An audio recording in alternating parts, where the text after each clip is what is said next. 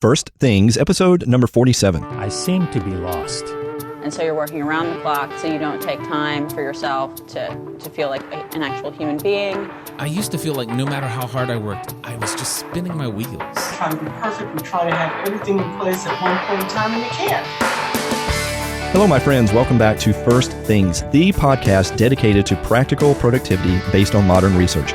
My name is Brandon Vaughn, and my goal is to help you apply productive solutions to your life to help you live with less stress, greater passion, and amazing results. So good to have you back with us today as we are finally concluding our whole series on assertiveness.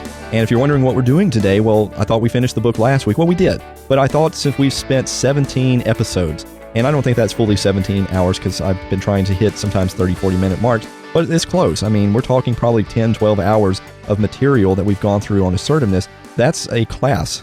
That's a very good month or so of classes if this was in college. I thought it would be good for us to go over a summary of what we were saying in this whole thing, as well as to play for you a rare interview that I dug up with the author. I did reach out to the author and try to see if we could schedule an interview. I never heard back from him. And so I found another interview that he basically talks about assertiveness. I thought that you might enjoy listening to that. So we're going to go through that today. So what are we going to do after this, you may think? Well, we're going to do some one-off episodes. And so, I mentioned that I got tired of doing that a little bit. It was a little frustrating to the nature of who I was, how I like to dig things apart. And so we're going to do that, though, next. And I had a request on Facebook by Tuyen.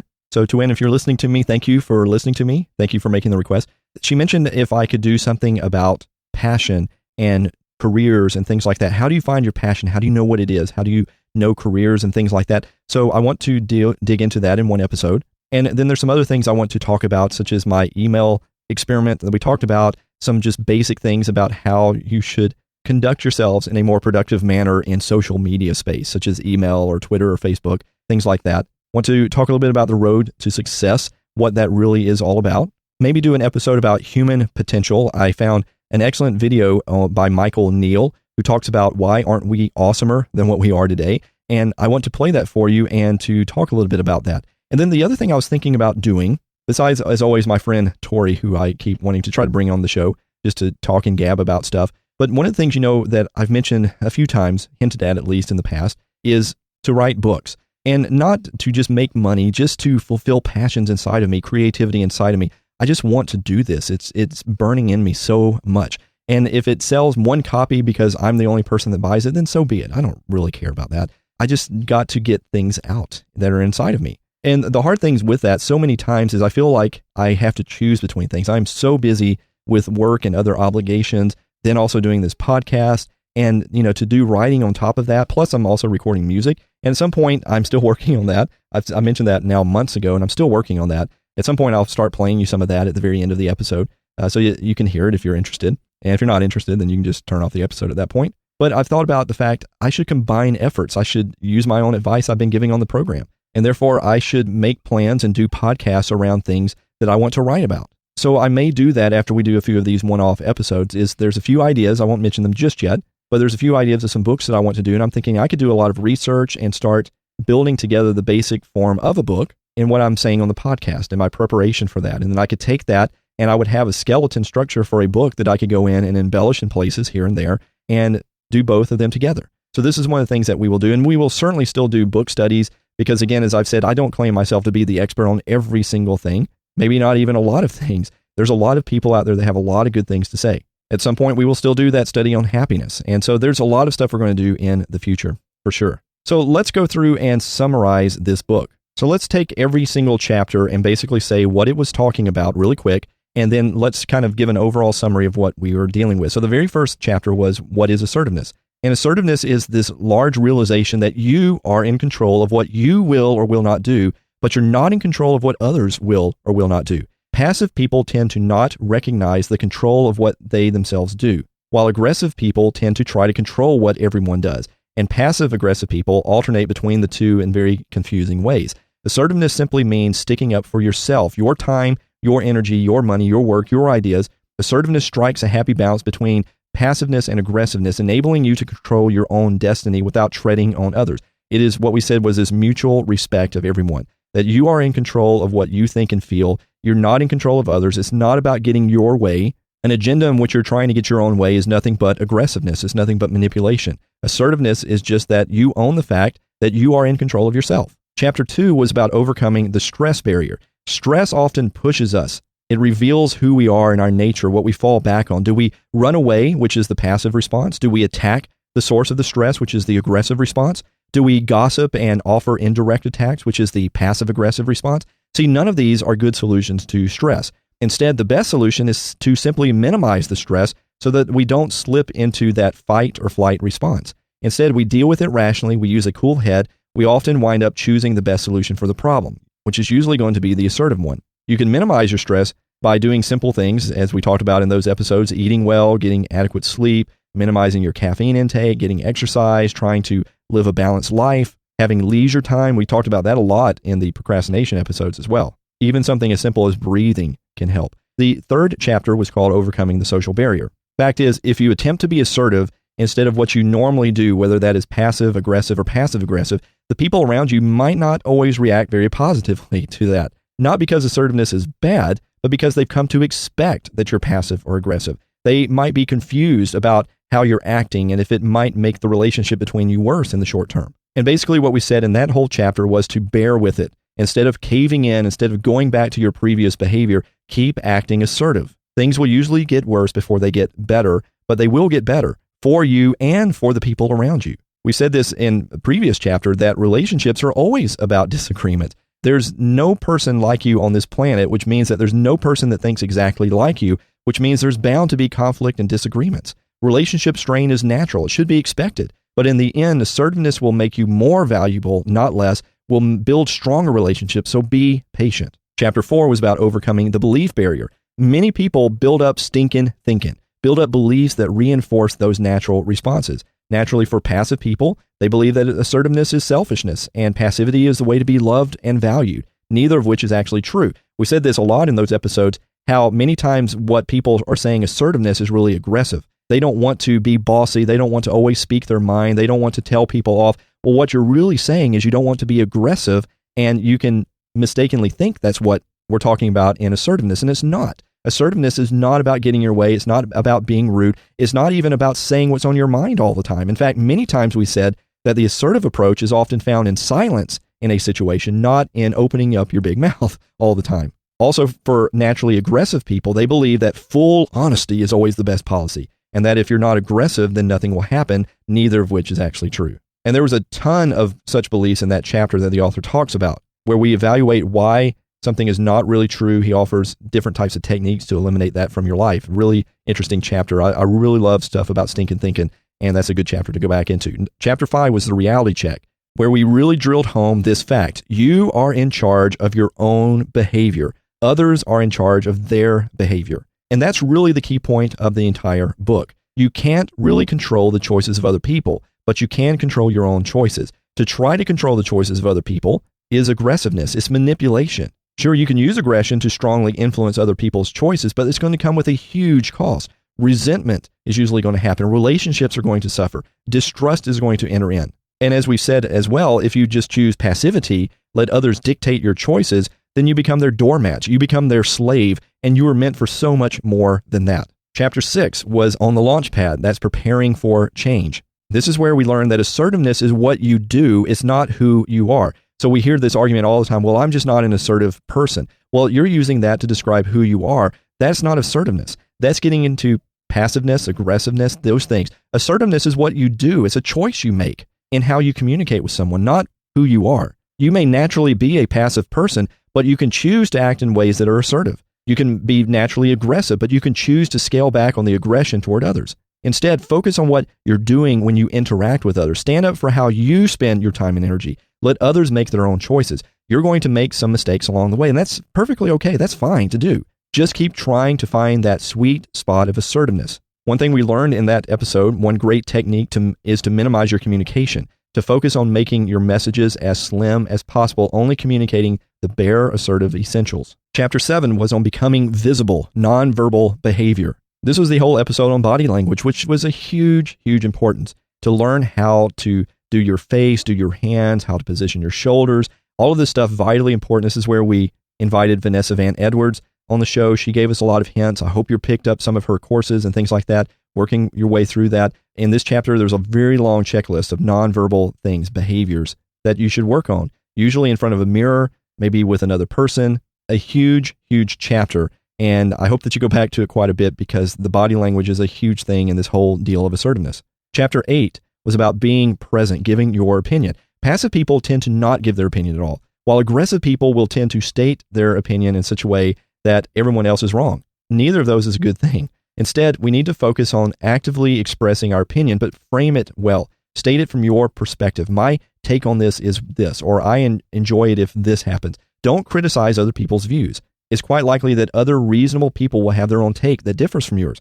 This works in almost any conversation, and when you preface it like that, it's almost always welcomed by people. If anyone attacks you for stating what you think, if you make it clear that it's just your take, it's just the way you think, they are the ones who will come off as aggressive and rude, not you. Chapter 9 is about taking the good, receiving positive feedback. Many people we've seen have a hard time accepting compliments. They view it as unbalancing the situation, and they should either ignore it, they should devalue it, they should reciprocate the compliment and ante the compliment to something higher. And if you feel this way, the best thing you can do is just let it go. Accept a compliment by simply saying thank you and move on with your life. Accept the compliment as a positive. Of course, sometimes compliments are given with an ulterior motive. Yeah, that happens. But you cannot honestly know what the motives of other people are. And I don't even say you should waste your life spending trying to understand what the motives of people are all the time. Instead, just respond positively to the comment in this now moment and just allow other people's actions and statements to reveal the other person's true character.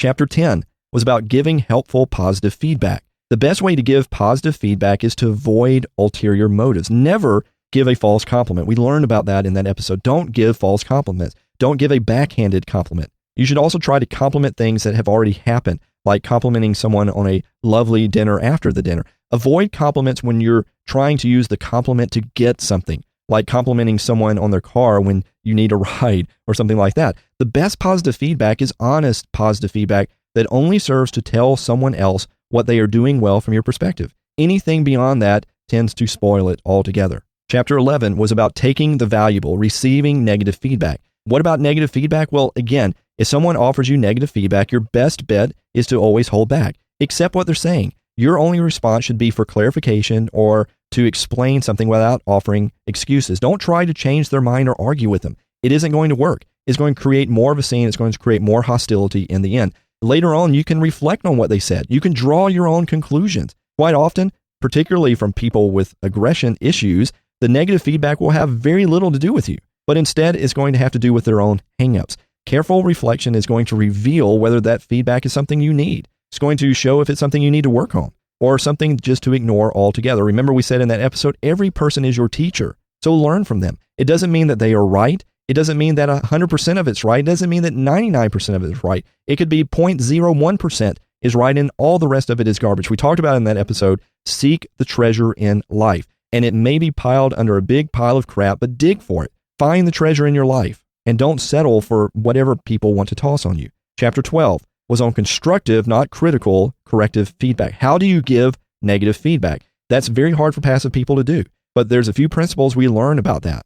First of all, you can state what you observed so that they can understand the specific element that you're coming with. Well, Joe, you walked in at 9:15 and the store opens at 9 o'clock. Then you make it clear what the action or statement is that's problematic. Okay, well, being late means that there's no one here to man the register, so others have to take up your slack. Then you follow that up with a suggestion for how to correct it or move towards some type of solution. So let's go have a talk about why you're regularly late. This type of framework is going to create corrective feedback that's going to work instead of just tossing out negative feelings. Chapter 13 was on the assertive no, which had the main emphasis of that episode being that if you cannot say no to someone or something, you're not in charge of your life. We learned that saying no doesn't mean that you've decided to ignore the needs and wants of other people around you. It's just a realization that your needs come first in your life, that you must be the person who looks after your needs. There's several strategies that we've talked about for saying no.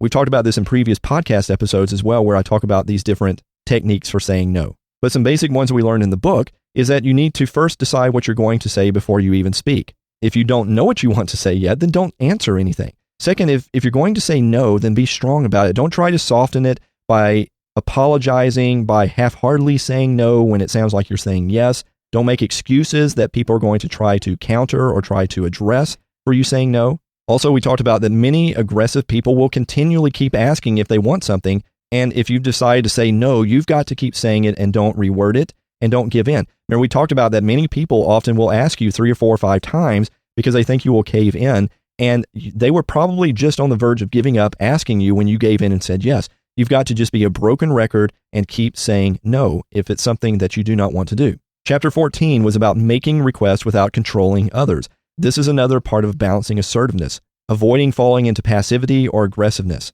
where you are going to make requests that aren't controlling, but they are very clear. This is where we get into the DESO scripts, the describe, express, specify, and outcome, where you describe simply the situation as you perceive it to be right now. Express, which means you explain how you feel, where we talked about you need to stick with I statements. I feel this. I sense this. Specify means you are trying as best you can to identify very clearly and very briefly being a huge thing here, what you would like the other person to do to change the situation. And then the outcome expresses the results you hope to see if they actually fulfill the request. And I'm not really sure if we said this in the episode, but the more practice you give of that, and I did say that I'm not a big fan on formulas and things like that, but if you do stick with this, I do think you can actually condense all 4 of those down into just a few sentences. I think it's very possible that you can do that. And then finally, chapters 15 and 16 about countdown to confrontation and then constructive confrontation. So in chapter 15, we said that sometimes confrontations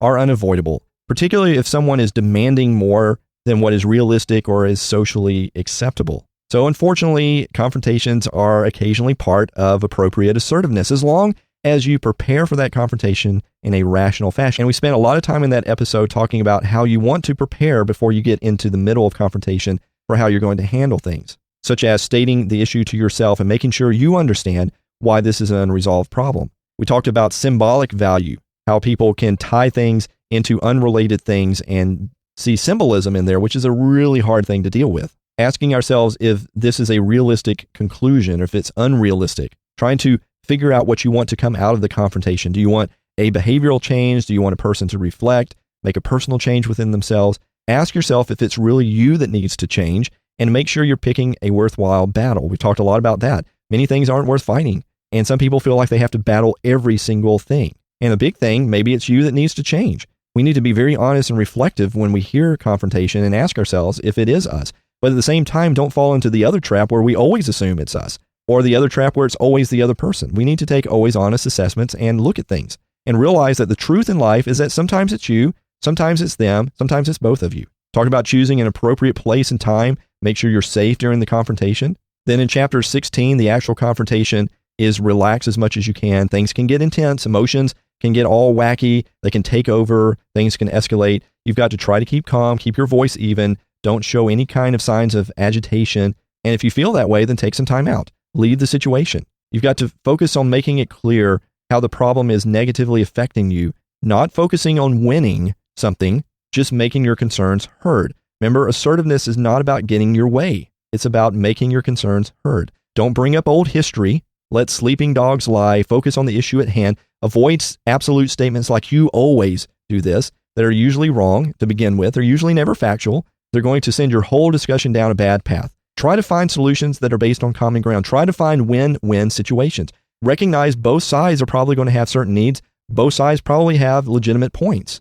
Don't get anxious. Don't suddenly come unglued or angry if the other person is silent. Just wait them out. Ask them what they're thinking if it gets too silent. And as we said, this is probably the ultimate extreme in handling conflict with people. It isn't always the greatest thing, and it isn't going to happen all the time in your life, hopefully, but it is something that we have to address when we deal with assertiveness. So anyway, I hope that helps. I hope it gives you the big picture of what we're talking about here. And the basic idea, again, of assertiveness is you are in charge of your own behavior. You're not in charge of other people. Assertiveness is not about changing their mind. It's not about getting your own way. It is about respecting them. If they say no, you respect that. You can say you disagree, but you respect their choice. You respect your choice as well, and don't let people walk all over you. Doesn't mean you have to be vocal about it. Doesn't mean you have to be rude about it. Many times you may be silent about certain things. That could be a major part of your assertiveness strategy. But as we said, if you're always silent, then you need to really ask yourself if you're really being passive and not assertive.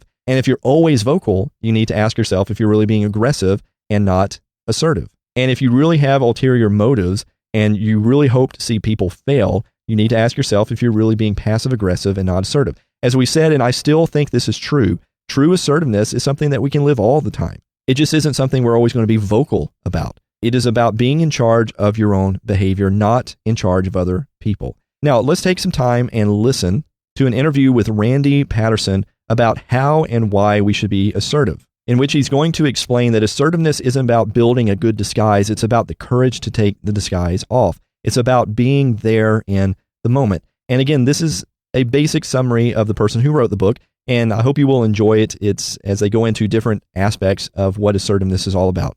I love how you describe what assertiveness is and isn't in the beginning of your book. You say, and I'm quoting, assertiveness isn't about building a good disguise. It's about developing the courage to take the disguise off. So talk to us about what you mean by that.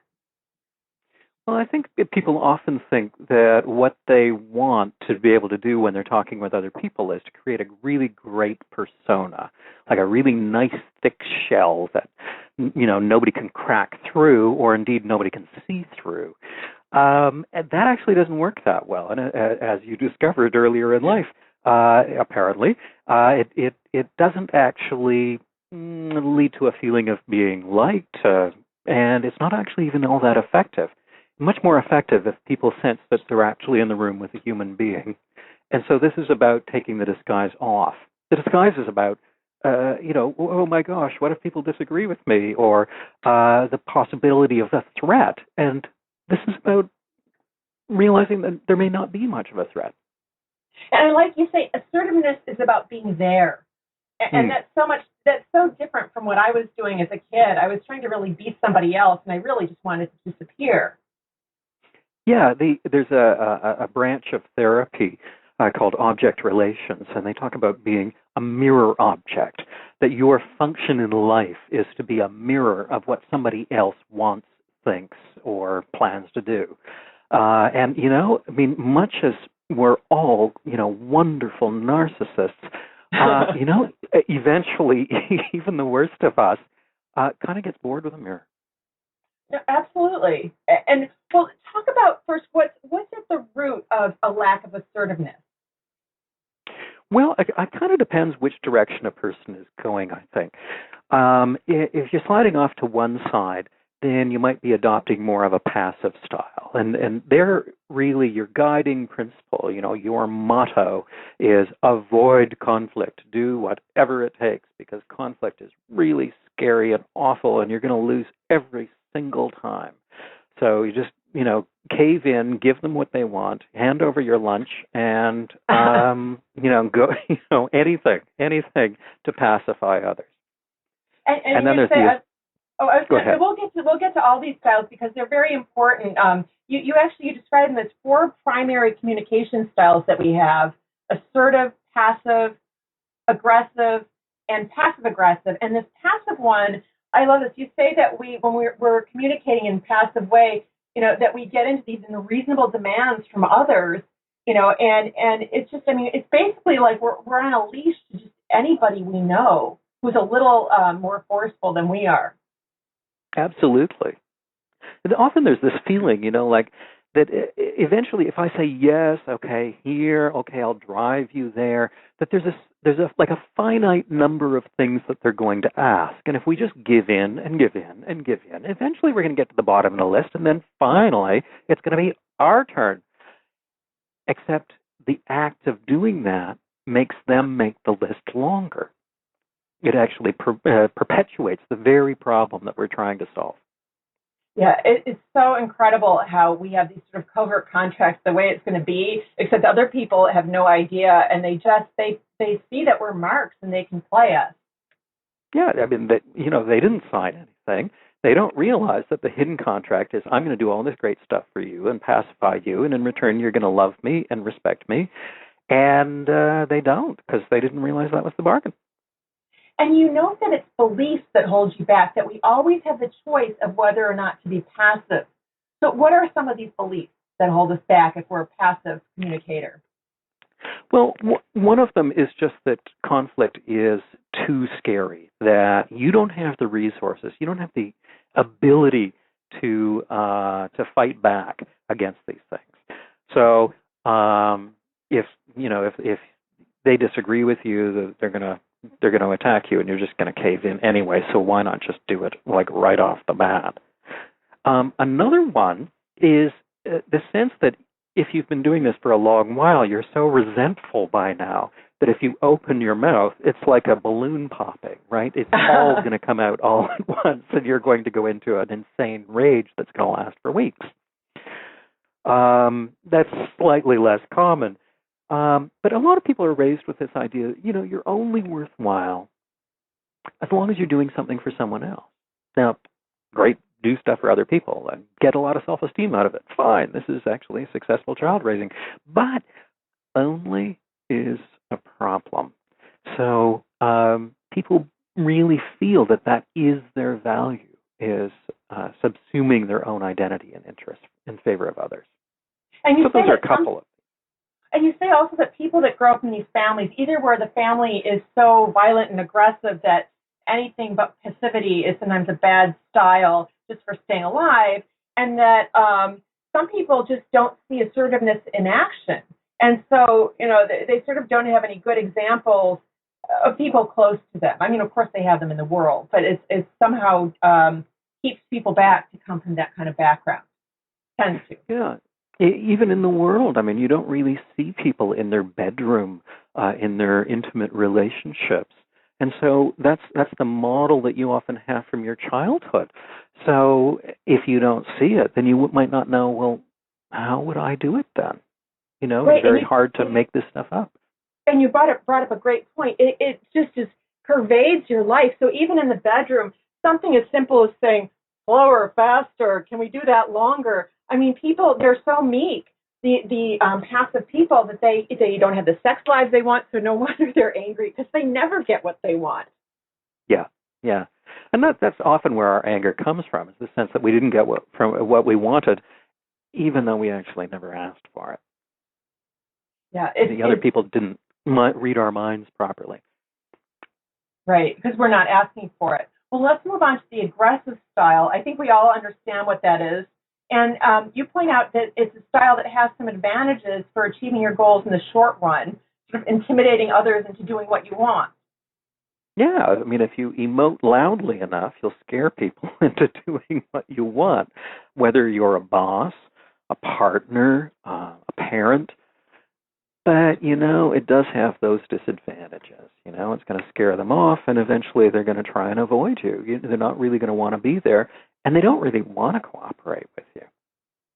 Right, and you say that this feeling of power and justification for what you're going for, it fades quickly. I mean, that can't feel good to be aggressive all the time.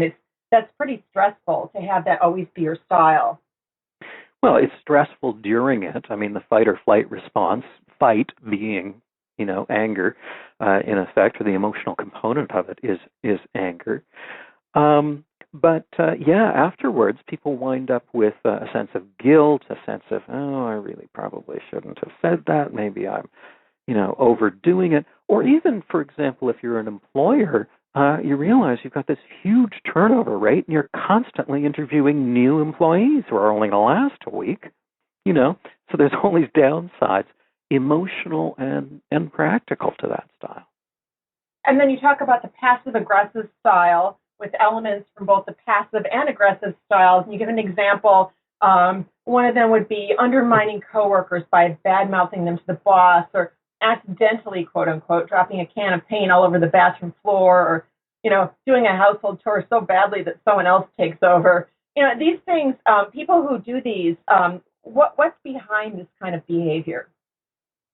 Well, I would say that, when I was writing the book, I think, do I really want to put this in? And then I realized I did, because it's distinct enough. But really, what is the passive-aggressive style? It's aggression with deniability. And that's the key, that you want to actually get your own way, or put the knife into the other person, but you want to do it in such a way that you don't have to take responsibility for that at all. And, if they call you on it, you can just say, well, what? It was an accident. I forgot, or the bus was late, or what have you. Right, and this was an important thing you brought up because this, you have a plausible excuse in passive aggressiveness that allows you to avoid taking responsibility. And you said, sometimes you really are late or you really do have a headache. And so you can get away with that pretty well, but it's pretty ugly and not healthy, like the assertive style, which basically you say recognizes that you're in charge of your own behavior and you're going to decide what you will and won't do and communicate it. Yeah. That's the core of the assertive style. As a matter of fact, when I was writing the book, I was thinking, is there one core idea? And occasionally people would interview me, and I thought, they want something in 5 minutes. I thought, what can I possibly say in 5 minutes? I have no idea. And then I realized that there actually is a theme to the book. And I was even flipping through it today and realizing, you know what? It's not in here. It's not in here. I don't think I actually say it at any point in the book. At some point, there will be a revision. Well, say it now. I will say it now, Amy. Assertiveness is not about controlling other people. It's about controlling yourself. That's it. In effect, assertiveness is about giving up on controlling other people. In the passive style, I'm trying to control them by pacifying them. In the aggressive style, I'm trying to control them directly by making them do what I want and scaring the pants off of them. The assertiveness style is about giving up on all of that and controlling what you can actually control, you. And that's pretty much it. It's so important. And actually, you get into this time and time again here. You say, and I'm quoting you, a hidden and often poorly understood aspect of assertive behavior is the idea of relinquishing control over others. And that's a really rational thing to realize, too. You can't make anyone do anything, as your mother probably said to you, to all of us, not your mother, but, can't make somebody do something. And you really can't. You can persuade them. And a better way to persuade them is in a clean way, using assertive language rather than passive aggressive or scaring them, with aggressive language. So I think that's a really important point. Yeah, absolutely. I mean, being clear and using clear communication. Communication is the most difficult, complicated thing imaginable. I mean, people always say that the human brain is the most complicated thing in the universe. Well, of course, we haven't traveled everywhere, so how do we know? But it's one of them. And in communication, we've got two of them with completely different histories trying to get across ideas from one to the other through imperfect language. It's unbelievably difficult. So it takes a lot of practice. This was actually an important point you made, and we'll get to it, about people needing to use clear language when they're asking for something, not to be all mealy-mouthed. I mean, that's, I guess, not assertiveness anyway, but that it's really important to put things into the proper words.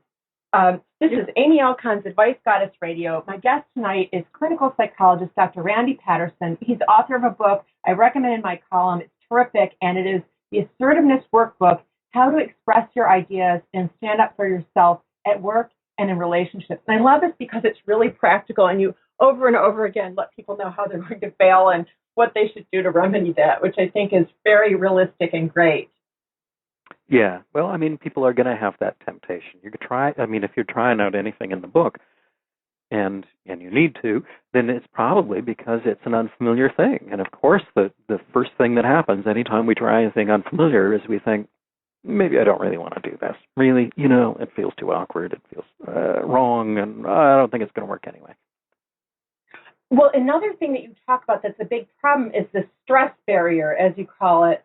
And people, you say, may be convinced that the assertive style works better and still not use it because using it takes overcoming some things, including especially the stress response, our fight or flight reaction that comes now, not when we're faced with a hungry tiger, but with some kind of, oh my God, I have to actually ask somebody straight up to do something. Yeah. I mean, the fight or flight response really leads us either flight, fear, running away, maybe from conflict, leads us towards the passive response. And the fight response, pretty obviously, leads us towards the aggressive response. So although we sometimes think of passive and aggressive as sort of opposite directions, in fact, the stress response leads us to both of them. Actually, they're quite similar. And the assertive response typically takes creativity, calming down, thinking about your options, trying to come up with what might actually work in terms of what it is that you really want and how to word it clearly. And that's exactly what the stress response interferes with. And you talk about bodily ways to deal with that, with like breathing. And then also, I love this. You say, deal with stress by reevaluating your appraisal. Are you making too much of the situation? And I think that's a really important thing to do, to stand back and evaluate like that. Yeah. I mean, the stress response is designed basically to help you survive, physically survive the next 5 minutes. I mean, it evolved in a period when saber-toothed tigers were running around. That's a gross oversimplification, but nevertheless. And so it's about trying to make us faster and stronger so we can survive. And often, if you actually look at what you're stressed out about, it's that you've got a dinner party and you haven't figured out what you're serving for dessert yet. You're freaking out. You realize, if I never figure this out, they're probably not going to shoot me. My life is actually not in danger. I can relax. Yeah, if there's no dessert, even if Julia Child, she'd say, if you muff something up at dinner, just go on. But your guests, they're not there. If they're there for the food, you're a better cook than you probably are. And so I think people need to relax about these things and realize, if you look at them, say, from the perspective of, well, what if I had a car crash? Then suddenly, oh, you don't have dessert. Oh, who cares? Yeah, absolutely. I mean, with the frame that we use often has a tendency to narrow and narrow and narrow, so that we begin getting stressed out about, do I have the proper glasses? Did I wear the right thing to the party? Who cares, ultimately? Yeah, and you talk about where our interpretations of events comes from. One is perception of the event itself, and then the other is a system of beliefs about ourselves and other people, about the world and how the world works. And so if you can recognize what your system of belief is, then that can help you realize, oh, well, that's where that's coming from, and maybe help you see that you are being a little bit ridiculous. Yeah, I mean, the obvious thing to me when I'm appraising something is, well, why do you think that? Well, look at it. It's the situation I'm in. I'm interpreting it the obvious way anybody would. But really what I'm doing is I'm interpreting it based on what just happened, but also on my entire life history, which has built in all these assumptions, like this kind of person is really difficult to deal with, or these kinds of situations never work, or, what have you. Well, I love the thing you say. You say that the way to change our unhelpful belief systems is to be aware of our distortions of events that you experience. Yeah, I mean, if you can't identify what it is that you're thinking about the situation, you certainly can't change the way that you're thinking, and it's very difficult to get distance on it.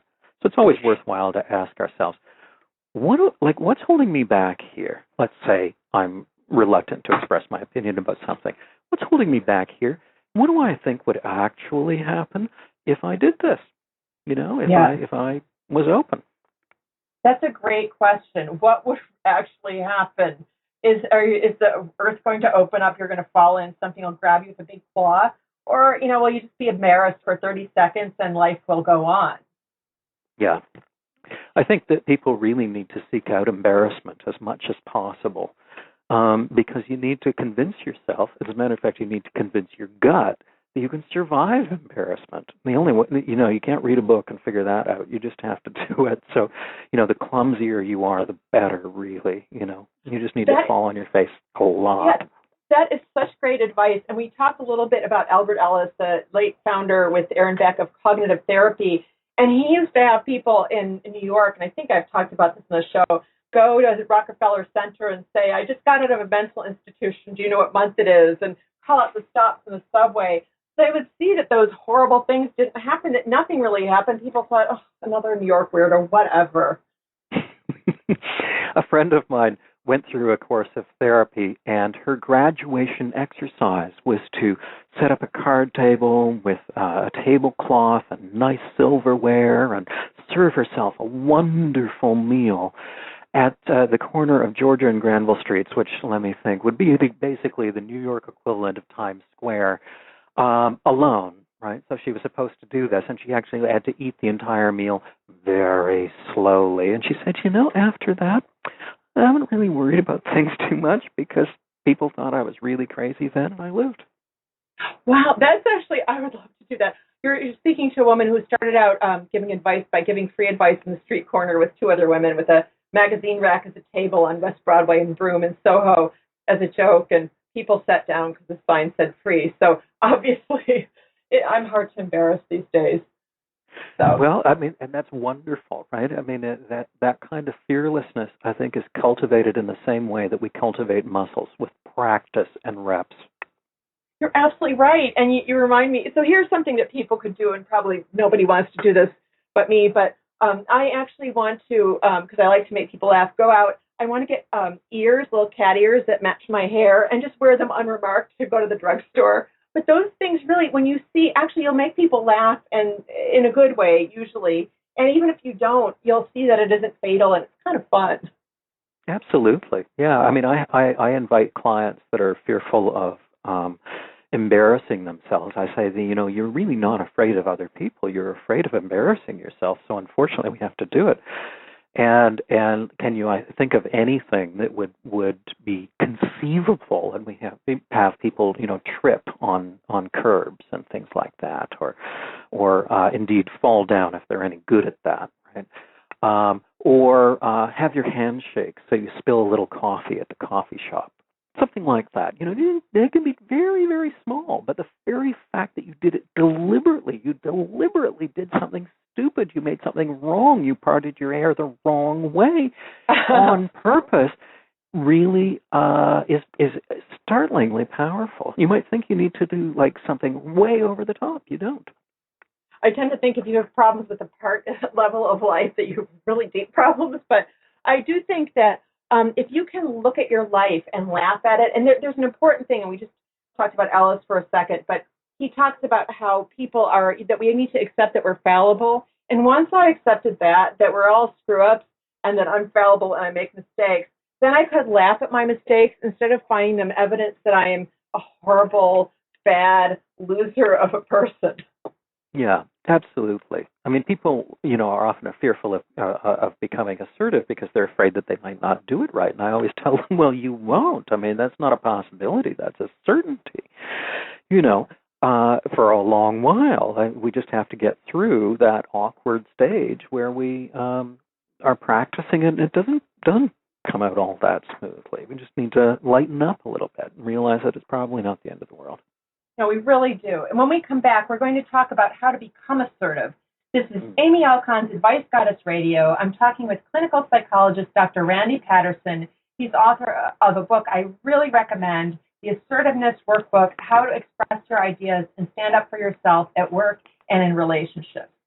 So you say something very important. You say we communicate with people on two levels, the verbal and the nonverbal channel, and that you can be saying something where you're stating your opinion assertively, what you want, and that you can be very milquetoast in your posture and voice, and that sort of wins the day rather than your wonderful assertive statement. Absolutely, yeah. I think that the nonverbal stance actually says less about the information you're giving, but it says more about what your actual stance is with regard to it. So if I express my opinion and I say, Amy, I feel very, very, if you'll forgive me, very firm about this, and then I express my opinion, people, and I could emote like that for another 10 minutes, prevaricating, but nevertheless, you would eventually think, yeah, well, he just expressed his opinion, and at least I know what it is, but I don't actually believe that he has it firmly in hand. And you talk about the physical areas people should consider when they're thinking about how they communicate. And this is really important. I love how you break them down. You talk about the face plane, the body plane, and their personal space. So tell us about the face plane and how people can go wrong with that. Well, the face plane, the idea is, imagine that you have like an index card, a recipe card, something like that, and you stick it right on the end of your nose. so that if your head is up and down, it's entirely vertical. That is a vertical face plane. If we're being a bit snobbish, with our nose in the air, then the piece of paper might be actually pointing at the ceiling. And if we're being like many people are when they're passive, we'll be it'll be pointing at the floor a little bit. So what you want is a face plane that is vertical as much as possible and pretty much pointing at the person you're talking to, typically. And just to emphasize something, and we talked about this before the show, you and I too, that you say, don't expect to just do this perfectly. Expect to practice this and to forget, because we're all human, and that sometimes you'll get it right, and then you have other things to remember, the body plane, the personal space, but that, expecting perfection is a losing game. Yeah, imagine if you were playing darts, and you think, okay, well, I'm going to learn darts. It's really important. My entire business, everybody plays darts. It's the road to happiness and fulfillment. And you throw one, and it lands on the floor. Well, you'd expect that. But with assertiveness, the temptation is to expect that it's going to go perfectly the first time. It probably won't. No, I found that. And now talk about how your body should be. What is an assertive body position? Well, you can think of a surface defined by your two shoulders, the front of your body, the two shoulders, and the pointy bits on your pelvis. And those 4 points, what we want is for that paper not to be too twisted up. We want it to be straight and ideally pointed vertically, or at least in a vertical plane, so that it points more or less directly at the person that you're talking to, not down at the floor, not in a kind of Uriah Heep, if you please, master posture. I think a lot of assertiveness is really about submission postures that you can actually see in dogs and things like that. You can see a submissive dog. You can see what it does. And as humans, when we are passive, we adopt that same posture. And it communicates really clearly to the person we're talking to. Right, hanging the head. I know, because I have a puppy, and she's in the training phase, and when she knows she's going to hangs her head, slumps down, eyes on the floor. Like if she doesn't look up, that you won't see her. Yeah, it's so remarkable. It and really it's so is. similar to humans. You think, this has got to be wired in way back there somewhere. Absolutely. And now this is very interesting. You talk about personal space. So we have an imaginary bubble of space surrounding us that, people are comfortable getting closer or not being closer depending on the culture.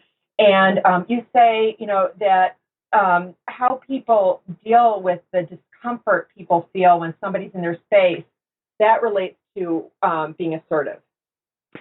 Yeah, well, partly it relates to how I perceive the other person. If somebody's really too close to me, I'll see them as really pushy and, trying to be a little bit aggressive with me or to get their own way and so on. And that may not be at all what they're planning on doing or what they're trying to do.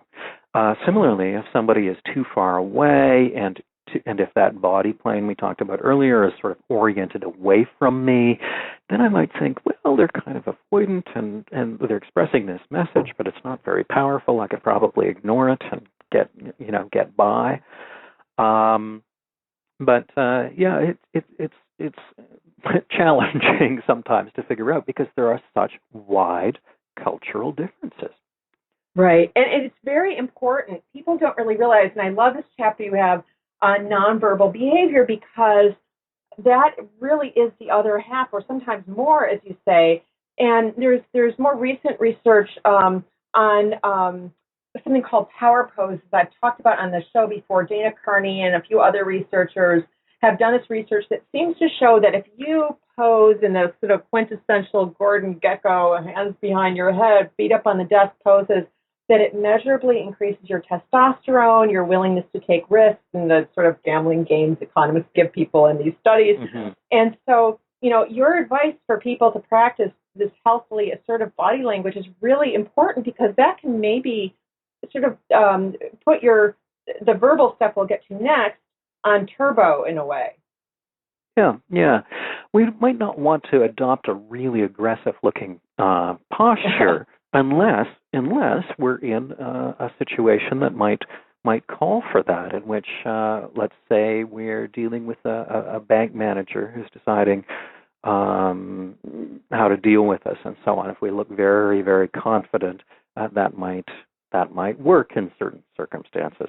But adopting an assertive body posture and certainly trying to work against the passive, submissive posture that we often give off is really, really useful. It not only affects what we communicate, but it also affects us. If you actually pull your shoulders back, pull your head up and back a little bit, push out your chest just a little, and walk in that way, you actually are likely to feel different. And now that's a lot to think about, but one way people can do this is to pick somebody, and I think a movie star who's just the Cary Grant of our time is George Clooney, that if you can't think, okay, I have to keep my shoulders back and do all this stuff, you can actually just pretend you're George Clooney and go work on, doing this with strangers, behaving in a confident, assertive way, as opposed to, like you were saying, we don't want to be like Gordon Gekko, who was a jerk on Wall Street in that movie a million years ago. We want to be somebody who walks confidently as opposed to swaggering like a jerk. Yeah. And I think Clooney, in many of his roles, kind of gives that off very, very nicely. A very relaxed posture. You can imagine if this guy has a heart rate monitor on, it's not going up very high. He's relaxed, it's very loose, and it's friendly, and he has a relatively easy smile and that kind of thing. That's very much what you might want to put across, depending on the situation. Yeah, Absolutely. And getting back to something you said before, it's so important to breathe. And Emily Deans, who's a psychiatrist I respect, has just posted something on Psychology Today about what she calls Darth Vader breathing, which I love that name. But it's basically what I learned to do so I can fall asleep. I learned it. I took one yoga class and hated it, but I learned to breathe. And you just breathe in and out very slowly through your nose, and it helps you regulate your breathing. Whereas when you're nervous, you're more likely to hyperventilate, you have your mouth open, then you get dry mouth, and it just all contributes. It just all builds in nervousness, and ultimately passivity tends to come out of that rather than this wonderful, healthy assertion. Absolutely. We are breathing when we're stressed out, and when we're moving into anxiety, tends to become more shallow and more rapid. And our stomach stops working. We stop using our diaphragm. So the one tweak that I encourage people to add to that idea is to just lie there and stick a hand on your stomach. And what we're trying to do is to gain about 10 pounds every time we breathe in, and then lose them again as you breathe out, thankfully. And really, really inflate the stomach. You know that you've got two lungs, and you know where they are. They're in your chest, but you've never actually seen them. For all you know, you might actually have lungs in your stomach, and just pretend that you do. And those are the ones you're breathing into. Right. And actually, it helped me to hear from a speech coach who told me this is called diaphragmatic breathing. So you're breathing into your diaphragm, which is below your lungs. So it gives you sort of a target to hit rather than just saying, okay, breathe deeply. That helped me anyway. Yeah. I was just going to mention that I have an online breathing course on just that topic, as a matter of fact. How can people tell us your website so people can find that? Well, that's at a website. It's an online education website called udemy.com, and the course is called Breathing Made Easy. But it's easily accessed by going to my own website at psychologysalon.com as well. Psychologysalon.com. And can you say that again? Because it sounded like you said udemy.com, and I don't think that's what you said. I know. I don't know why they picked that name. udemy.com. As I said, I'm immature and laugh at myself all the time, and obviously for good reason. So I want to talk about a very important part. The other part of being assertive is giving your opinion. But before we get into that, how do people get in touch with their opinion if they are people like me who just submerged it, basically drowned it like a cat in a bag in the river, like in those old stories, and then they're 22 and they decide, okay, I have to state my opinion. How do they get there? Well, I mean, first off, you listen, and that little voice is so quiet, and it gets quieter the less we pay attention to it. If it's irrelevant, it just fades away. A friend of mine was raising children for years and years and years and years, and she said, for all that time, what restaurant do we go to, where do we go next, what do we do next, it was all about what needs to happen, what do the kids need, and so on. And at some point later in life, she realized that if somebody said, what kind of restaurant would you like to go to, she would listen, and there was just this great resounding silence. Like she couldn't hear anything. There was no opinion at all. And so what she really needed to do was to practice listening to herself. There's a great question that you can ask yourself, and that is, what if nobody cared? Nobody here makes the slightest difference what you want, what restaurant you go to, or anything like that. Quentin Crisp had a lovely question. Oh. Do you know him? Oh, yeah, because I live near him in New York. I loved him. Wonderful, wonderful. I met him at one point. That was great. He was lovely. But he said that the most important question in life is, if there was no applause and no criticism, who would you be? And corollary, what would you do? In other words, if you couldn't do anything to impress anybody, there was just no way of doing it, and you didn't have to worry about their criticism, then what? And that's a little knife that you can use inside your own mind to try and find, what do I want? And then by listening to it and by acting on it, you can actually begin ramping up the volume on that voice. That's great advice. And you also give some more practice on this, give people some more things to practice with, an issues list. And people can make these up themselves. Do you believe in abortion? There are things like, do you think that child labor should be justified in poor countries? What is the best place to live in your country? All these things. Should we have the death penalty? Is whaling ever defensible? I'm reading on page 104. I'm reading the paperback. And this is the Assertiveness Workbook, How to Express Your Ideas and Stand Up for Yourself at Work and in Relationships, by clinical psychologist Dr. Randy Patterson. And it's a really great, extremely practical book that even tells you how you're going to fail and how to fix that. So I think that that's really, really important. You talk about practicing, and, people can do this. You talk about realizing you're going to fail, and that if you're going to fail with sort of the people that in your regular life, then maybe you should go to people, sort of lesser people. Go talk to a guy on a bus stop who you don't know and give him your opinion, and you'll see that it's not fatal. It's a little easier than starting out right in there, going to the sort of the most popular person in your circle and stating your opinion very boldly. Yeah, if we're afraid of heights, what we automatically do is we create a hierarchy, with going across, let's see, the Golden Gate Bridge in San Francisco, maybe being at the top, or bungee jumping or something. Standing on a chair would be, smaller down, and so on. So we automatically do that and then start easy and work our way up. That's exactly what we need to do with assertiveness. When people start taking an assertiveness course or even reading this book, they often think, okay, why am I doing this? And they think, it's my spouse, it's my mother-in-law, it's my boss, it's, that one person. And I always tell people, okay, that's the last person we're going to work on. We're going to start with telemarketers. That is so something smart. Easy. Oh, I like playing with them. I try not to because it's small with me. But you have this great advice: consider before justifying. And you say some people feel threatened when others disagree or challenge their opinions. They become angry and go to extraordinary lengths to convince the other person to come around to their own view. So talk a little bit about that. Yeah, essentially, if I express my opinion, I vote for this party because I think they have the interests of my country, province, state, whatever. On balance, I think this is a good idea.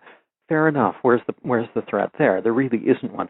But if I think that somehow I need to convince you to vote for the same party in order for me to hold my opinion or to hold my head up, then suddenly I'm in a helpless position. And I need to basically beat you over the head with all the possible reasons why you should be voting for this party, why you should hold this opinion, why you should be a member of this religion, whatever it might be. Yeah, that's so bad, and I wish more people realize what you're talking about, because so many people think you're not just somebody with a different opinion, you're a bad person if you don't vote, think the way I do, and really you're just a person with a different opinion. And if you don't want to beat puppies or something like that, well, I might think you're an idiot for your opinion, but that's okay, and you're okay thinking I'm an idiot.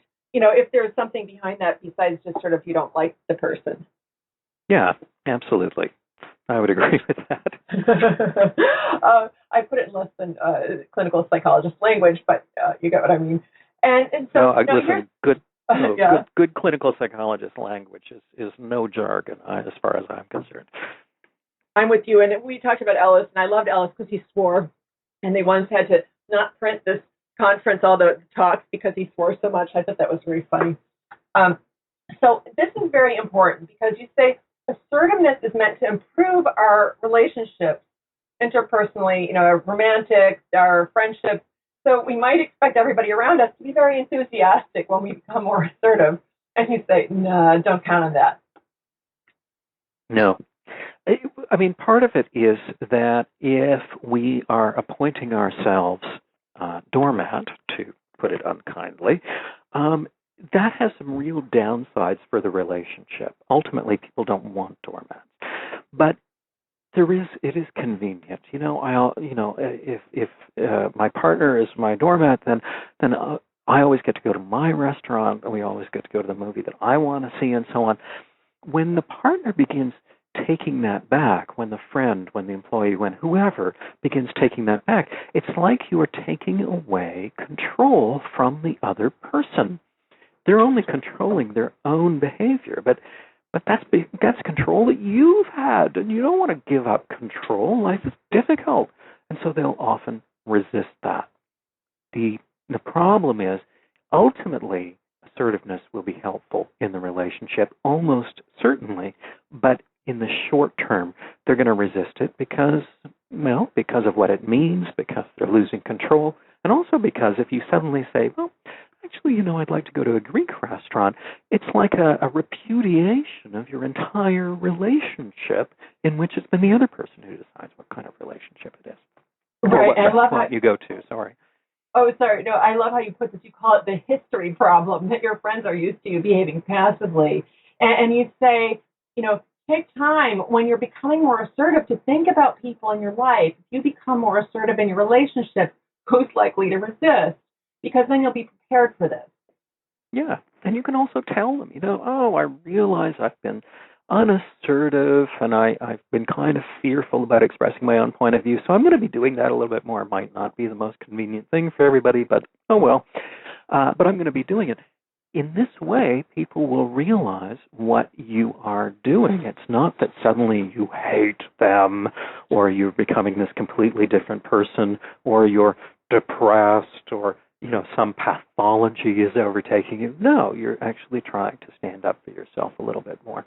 The symbolic value of what you're doing is clearer. That is great advice, to announce that to people, announce that you're working on becoming more assertive. You have some other good guidelines for people who are practicing becoming more assertive. I love this one. Only set boundaries you are willing and able to defend. Yeah. So if you're with your teenager and you say, I'm going to ground you for the next 5 years if you don't do this, the teenager knows that's not true. They know it, right? So why would you ever do this? Also, what's going to happen is the person is going to do the other thing or whatever. They're going to cross the boundary, and you're going to cave in, and essentially you're going to be a bad behaviorist because you're going to reward them for not respecting your boundary. Right. You really telegraph to people how they can behave with you. My boyfriend's going to be mad at me, but I have this little dog, and I am just like this drill sergeant with her, but she's perfectly behaved. She's a puppy. I think she's 5 months old now, and she will do whatever I say. Sit down, lie down, stay. She'll stay while I'm making coffee for like 6 minutes, and this is a little puppy, but he'll say to her some kind of command, but he says it in a voice, and he's a big guy from Detroit and everything, but he says it in a voice like, come walk all over me, you darling thing. And she just ignores whatever he says. And so that's sort of the thing that happens with people, too. Absolutely. It does. Yeah, you need to be able to step up to the plate, say what it is that you mean, and say it in a way that implies, actually, I do mean it. And this wall that I put up, it's not made of balsa wood. Yeah, and I'll just restate that because I have a quote from your book. Don't back down once you set a boundary, no matter how the other person starts pushing against it. And so just to go back to dog things again, my dog Aida, she was in her little crated area and she started making squealing noises, and I couldn't bring her out because you don't reward a dog making noises by giving them the thing they want. So I just had to go, oh God, I have to ignore her for another 3 minutes. And then when she stopped making, I said, no noise. Then she got to come out. So she was being rewarded for being quiet instead of being noisy. Yeah, it's often much more convenient to cave in. Like, really, you know, wouldn't it be so much easier just hand the kid the chocolate bar in the grocery store? You will fend off the temper tantrum. It'll be so much easier, except next time you go to the grocery store, when the kid has learned, you know, if I scream, if I misbehave, I will get what I want. And we will hate you forever, whoever broke our eardrums. And you say, here's one more. Don't become assertive with everyone in your life at once. You said you probably won't be able to stand having all your relations becoming more difficult all at once when you're just starting this. Yeah.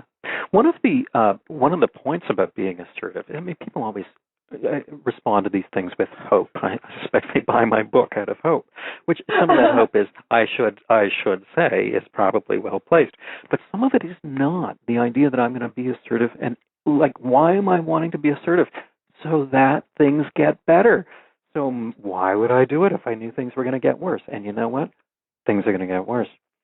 You set any boundary with a person, most likely outcome is that they're going to push against the boundary harder than they used to. Anybody who's ever raised kids knows this. If you say, you know, I've just cleaned up that room, don't go in it, you know where those kids are going to be. So what you have to anticipate is when I set a boundary with anybody, no, don't take, you know, the best files at work, right? We're going to do them in the order that they came in, not in the order that you prefer them. Whatever the boundary is that you set with somebody, the other person is going to push against it. And so life is going to get even more difficult than it was before. And eventually, if you hold to your boundary, and only if you hold to your boundary, things will adapt. They will get used to it, and they will begin respecting it. But you have to anticipate that things are going to get worse. It is very, very important. And I love this. You do this very often, and I'm talking with Dr. Randy Patterson, clinical psychologist, author of the Assertiveness Workbook, How to Express Your Ideas and Stand Up for Yourself at Work and in Relationships. Your book is just so realistic, and I think that's very important. And one of the realistic things you say, which I love, is that you don't always have to be assertive all the time, and that some situations require assertiveness and others do not. Like if you're in an elderly relative's home, you give this example, you might accept a cup of tea, even if you don't really want it. And if the thief points a gun at you and says, give him all your money, you might just give it to him. Absolutely. Yeah, I mean, it's situational, right? In general, most situations, the assertive style works better. Occasionally, the passive style will work. Occasionally, the aggressive style, who knows, might work. But generally speaking, the assertive style works better. I think of it as like driving. You know, you can learn to drive. That doesn't mean you have to drive a car everywhere you go. You can choose whether you're going to get in the car that day. And that's sort of part of becoming healthily assertive, is that you don't have to use it in every situation. Maybe you do that at first. You're all excited about your new tool. But I think that's very important. And I want to move on to another thing I think is very important advice you give. You say, and you mentioned this before, good assertive communication is usually more precise than non-assertive. And you give this example, this statement, I wish you had called to let me know that you were going to be late. And you say, this assertion communicates factually what's bothering you instead of, you have no consideration for me, which is an attack on a person's character. Yeah, I mean, a lot of the messages that people give that just escalate into a kind of missile exchange of hostility is, I'm looking at a person's behavior, I'm displeased by it, but the way that I word it is I word it as about their character, not about what they did. Well, they can't change their character, and I'm mind reading them anyway when I do that, and they're highly motivated to dispute this idea that their character is faulty. Talk about the behavior. Do not talk about the character. They can't change the character. That's such a great way to describe that. Talk about what they did, because someone who is practicing this can write down what the person did, and they arrived late. That makes me feel this way, and all those things are not attacks; they're facts. I feel bad when you come home late. The person, they're not going to say you don't feel bad. They can't say that. They're more likely to deal with it in a healthy way than if you do that attack on their character. You're a terrible person, and I'm sure you were, whatever they were doing. So it's always worthwhile going back over your own history, and saying, okay, how many times have I attacked someone's character, and they say, and I got my way after that, and it worked out really, really well, and the relationship got so much better. Most of us have a very thin file on that. Extremely thin. And now this relates to something else you talk about that I love. You talk about symbolic value, and you say some situations have this great symbolic value to us. You give the example, leaving the cap off the toothpaste means you think, I'm your servant. Leaving the seat up means you don't care about women. No flowers means the love is gone and the marriage is headed for the rocks. And you say the conflict often plays out around the issue at hand, the toothpaste cap being off, and not the real issue, which is, do you love me? Yeah. Often in marital therapy, which I don't actually do, but in marital therapy, there's a saying, sort of a meme that people use, which is whatever the fight's about, that's not what it's about. Yeah. Whatever the text is, the text and the subtext never match in a fight. It's not about the toothpaste tube. It's not about the laundry. It's about something else. And so long as you're focused on the laundry, you're probably not actually addressing the issue. Right. Unless if you're actually bringing about the laundry. You're actually confronting them on that. We've talked about that on shows with evolutionary psychologists about proximate and ultimate causes. What's ultimately going on here, and I think that's a good word to use, ultimate. What are you ultimately upset about? I mean, come on, you're the toothpaste off the toothpaste cap off the toothpaste. I mean, in the grand scheme of things, this is not something people cry over. So what are you crying over? What's ultimately the problem? Yeah. And we might be tempted to guess at what it is, but it could be almost anything. It could be that you want to be able to control me completely, which is my fantasy, perhaps.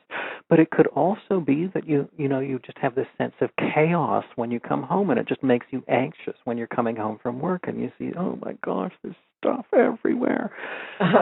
Or it could mean something else. It could mean that some previous partner that you had did exactly the same thing, and that's actually what you're reacting to. It's better if we actually talk about the event. Absolutely. So if there's a lot of noise in my neighborhood, today somehow 4 people were playing that loud bass that shakes the foundation of your house as well as your spine. I had to go out and talk to them, and I know better than to say to them the things I really want to say, which is how are you raised and blah, blah, blah, and you're horrible, blah, blah, blah. I don't say those things. They're not effective, but by the 4th person, I wanted to take a golf club and smash their windshield. And had they been the first, I wouldn't have felt that way, because it really does build. And so I think your advice to look back to your history, are you really mad at the person you're with, or is this a pile, is this a pyramid based on what went on in your other relationships? Yeah, sometimes it's the straw that breaks the camel's back. And actually, that straw doesn't know that the other straws exist because they weren't around to see it. Right. Woman number 4, she didn't know that all those other people had done this all day, and that I'd been interrupted. I was writing, I'm working on something. I was annoyed by that. And so I had to approach her, restrain myself, and approach her as if she was the lone person that did that, even though, really, I'm very immature. I want to just where's the golf club? Luckily, I don't play golf. So related to the symbolic value, where we're looking at something that's really not the real issue, we're addressing the non-real issue. You talk about secret goals. We often have secret goals, and I love this. We secretly want others to admit that they are villains, you write, that they intended to hurt or frustrate us, that we ourselves are completely innocent of any wrongdoing. Sometimes this is appropriate. Sometimes, you say, our own anger makes us fantasize about total victory over another person, and that is not realistic. We don't really get total victory with other human beings, usually. Yeah, when people talk about marriage, they often talk about marriage as a sort of a long, like a military campaign, which I think is a bit of a pessimistic view. But really, you're never going to achieve total victory. I often invite people to think, okay, if you have a current partner, chances are you differ on at least one of two things, timeliness, lateness, or neatness, untidiness. And if it's been a while, I always ask people, okay, so how successful have you been at making your untidy partner tidy? And people will usually say, well, not really very. And how successful have you been at making your fussily on-time anal partner more relaxed about the clock so they're not tyrannized by it quite so much? And the answer is not at all. So you kind of adapt to these things.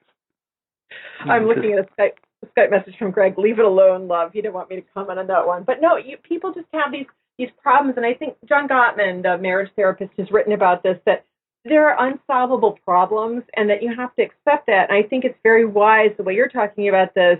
You have to accept that some things you're just not going to change. It's really important to not be unrealistic about this.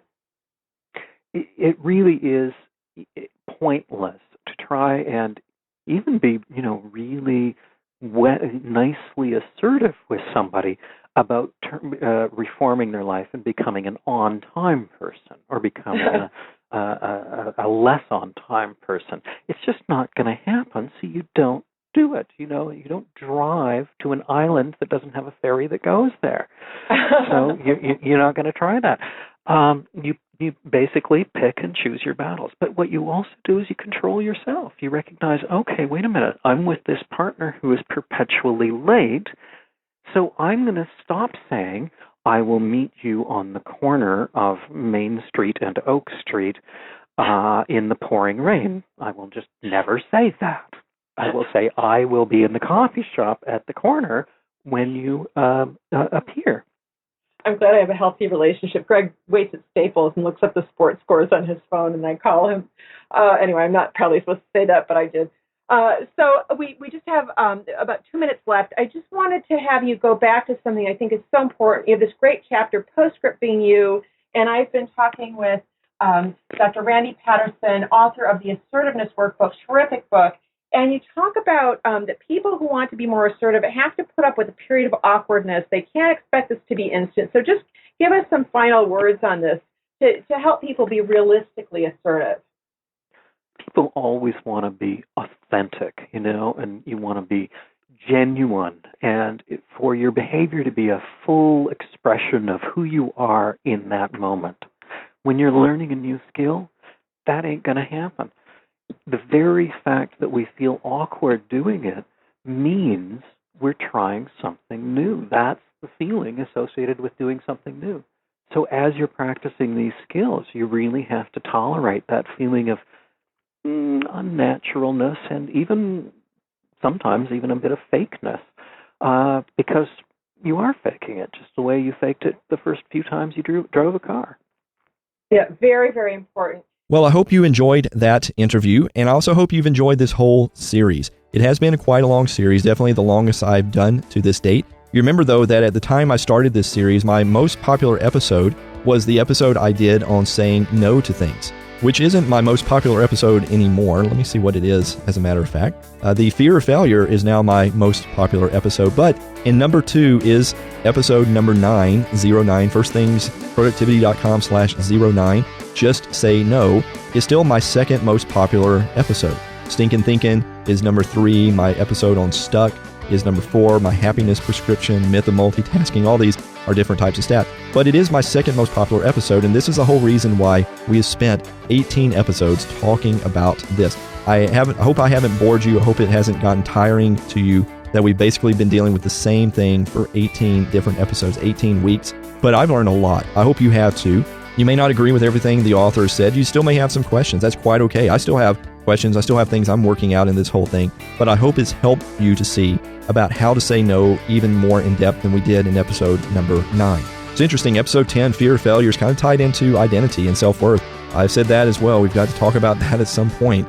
I need to think about if I ever want to write something about that, because that would be kind of a really good thing to talk about in there as well. Well, that's going to wrap up this episode and this series over assertiveness. Hope you've enjoyed it. As always, please consider leaving me a rating, comment on iTunes. Would love to hear from you if you have any comments and suggestions for me. You can also leave that on my website at firstthingsproductivity.com/47, as in episode number 47. We are just so close to 50 episodes. Hard to believe. So until next time, remember this. I've said this on many times. I'll say it again. Your life is an occasion. Rise to it. Be in charge of your own behavior. Stand up for yourself some. Don't feel like you have to be vocally assertive in everything, but be assertive. Live your life from an assertive standpoint. Respect other people. Realize people are in charge of their own behavior, for how they feel, for how they respond in life. Give them that dignity, but don't rob yourself of that dignity. You are an amazing, valuable person. There is no one like you on this entire planet. I don't care what you do. I don't even care if you're out of a job.